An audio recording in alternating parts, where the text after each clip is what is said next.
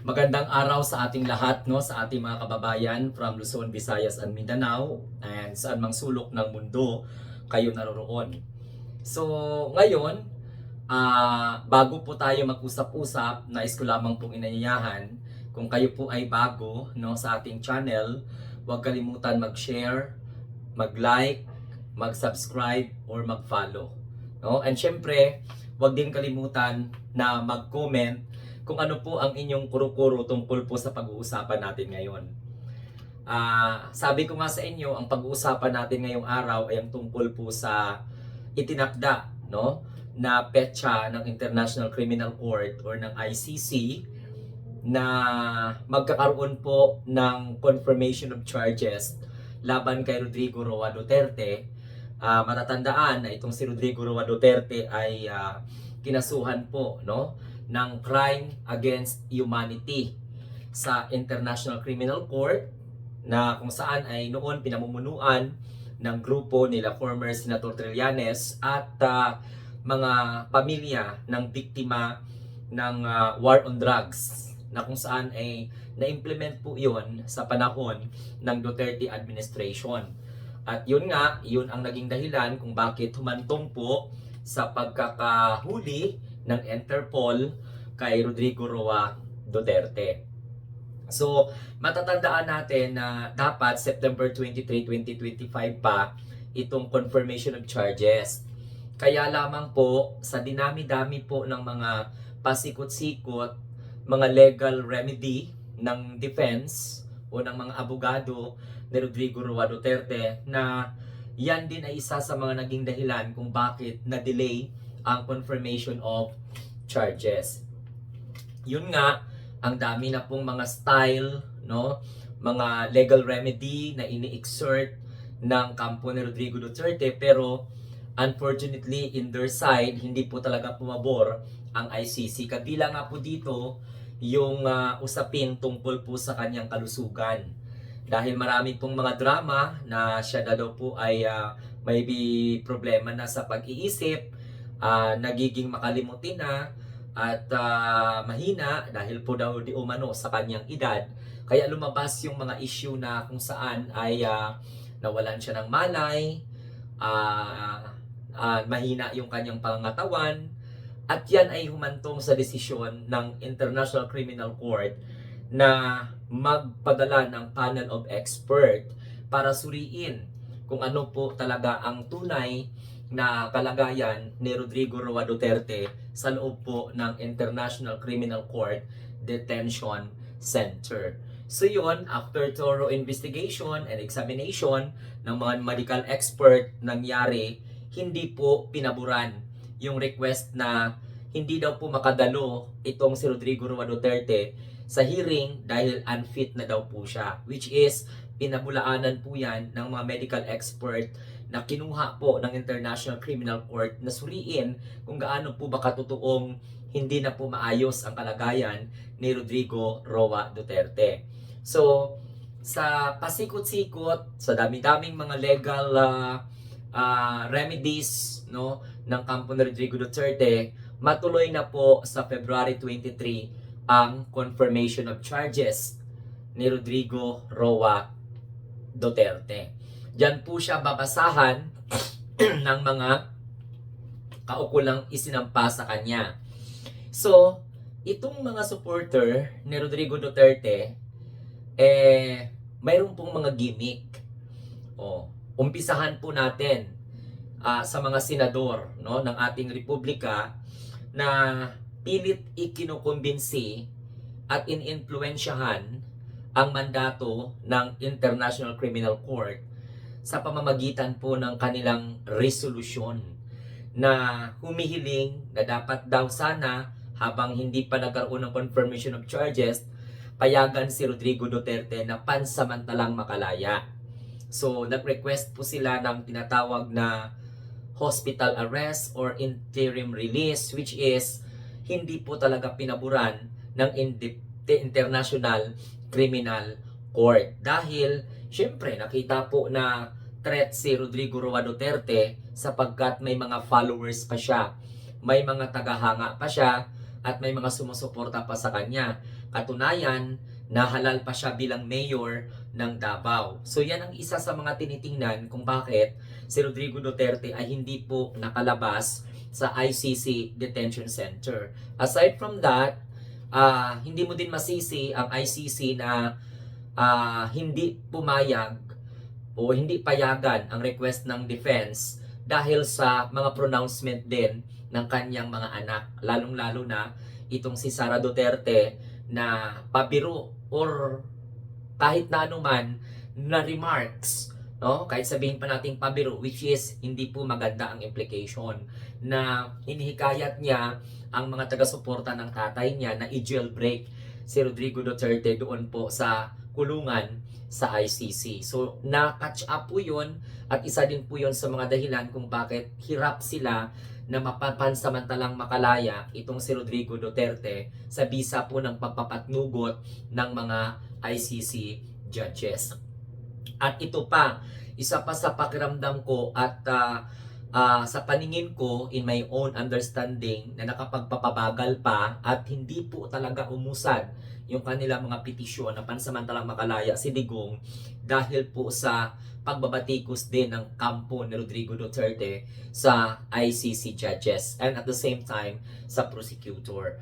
And alam mo, kahit na anong delay, no? Gumawa pa sila ng hakbang para petisyonan, no? Ipetisyon na mag-inhibit itong mga ICC judge sa pre-trial chambers. So which is hindi po nag-grant yung ganyang klaseng mga request. Tumantong pa sa pangbubuli ng mga Duterte supporters, sa mga judges and prosecutor, no, sa website po ng International Criminal Court. So ang daming loopholes, ang daming mga misconducts and misbehavior and improper demeanor ng mga taga-suporta ni Rodrigo Roa Duterte. Kaya umabot po sa almost 1 year, no? I think more than a year na nakulong si Rodrigo Roa Duterte doon, which is kung hindi man nag-grant ang kanilang mga request through their defense counsel, kasalanan po talaga nila yon dahil mahina po yung kanilang depensa.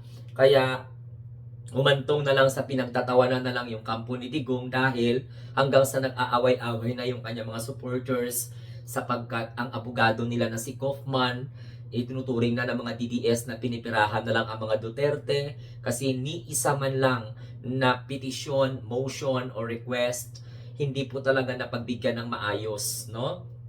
At ito pa, dahil po sa papalapit na ang confirmation of charges na nauna nang itinakda September 23, 2025, hindi po natuloy dahil sa damakmak po na mga delayed at lalo pa idagdag ko pa yung dahilan kung bakit hindi pumayag ang ICC in my own understanding lang na pansamantalang makalaya si Digong, yun po sa yun po sa accusation ng defense na kinidnap daw po itong si Rodrigo Roa Duterte, na hindi po talaga nag-iisip ang mga supporter niya at ang kanyang mga abogado na kapag yan po yung defense mo, hindi lang po gobyernong Pilipinas ang pinaparatangan mo, kundi po ang buong institusyon ng International Criminal Court. Kaya yan din ang isa sa mga tingin ko dahilan kung bakit hindi po talaga nakakuha si Rodrigo Duterte ng approval ng interim release o pansamantalang. At saka isa pa